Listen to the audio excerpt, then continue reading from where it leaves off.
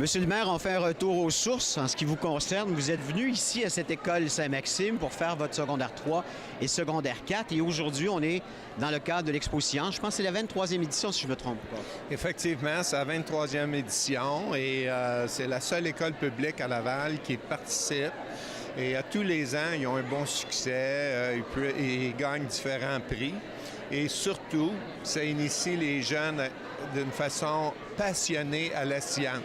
Il y a plus de 100 kiosques et vous allez voir, vous allez constater, quand les jeunes vous parlent de leur expérience, c'est surprenant les recherches qu'ils ont faites, les défis qu'ils affrontent et la passion qu'ils ont dans les yeux.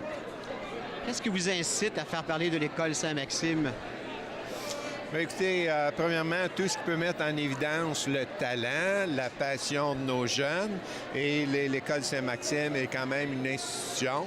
Et malheureusement, des fois, on regarde les mauvais côtés, on ne regarde pas les beaux côtés. Alors, il faut prendre le temps de regarder les beaux côtés aussi. Vous me dites ça, puis quand j'ai fait mes recherches avant de venir vous rencontrer, ce qui est sorti récemment, entre autres, c'est qu'il y a eu une bataille à l'extérieur. Il y a des jeunes qui ont battu un jeune. Il y a 10 ans, même pas, enfin oui, il y a une dizaine, 2010, il y avait eu un incident ici.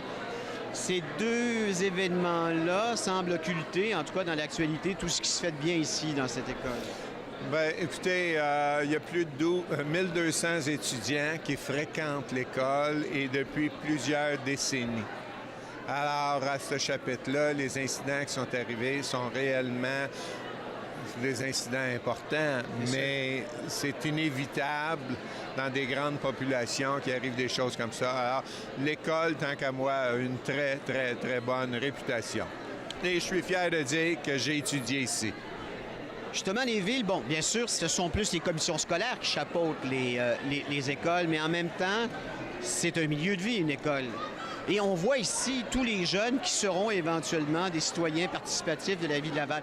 Qu'est-ce qui vous a intéressé ou qu'est-ce qui vous a interpellé dans le discours et dans les différentes expositions qu'on a ici autour de nous? Écoutez, j'ai pris le temps de faire le tour de certains kiosques et chaque jeune choisit son défi, décide de monter son kiosque, effectue la recherche et ils ont fait ce travail-là sur leur temps, bénévolement.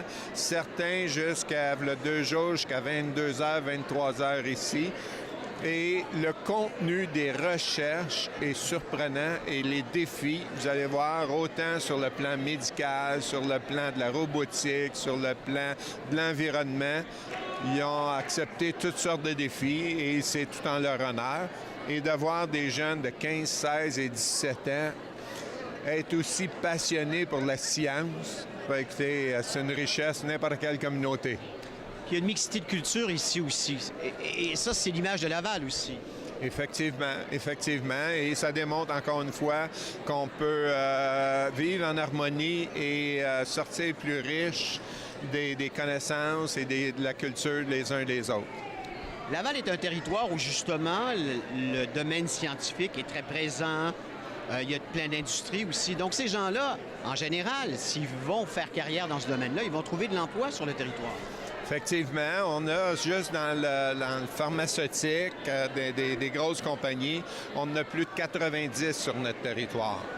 Alors évidemment, c'est le domaine de la recherche, c'est le domaine de la santé, c'est le domaine scientifique, c'est le domaine d'avenir et si on peut intéresser nos jeunes dans cette direction-là, nous en sortirons tous gagnants.